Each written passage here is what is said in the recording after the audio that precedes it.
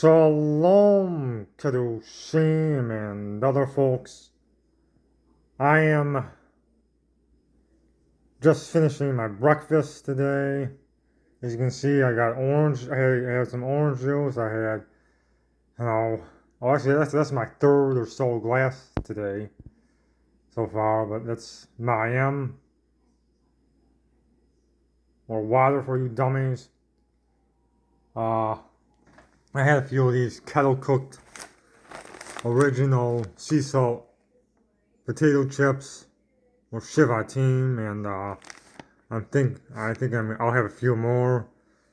But I also had some oatmeal, organic oatmeal with no flavor in it, but I put organic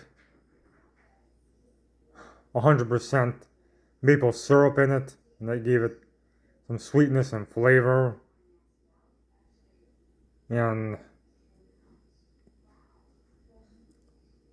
I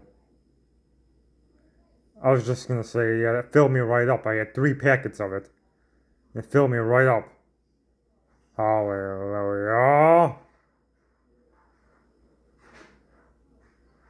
Shalom.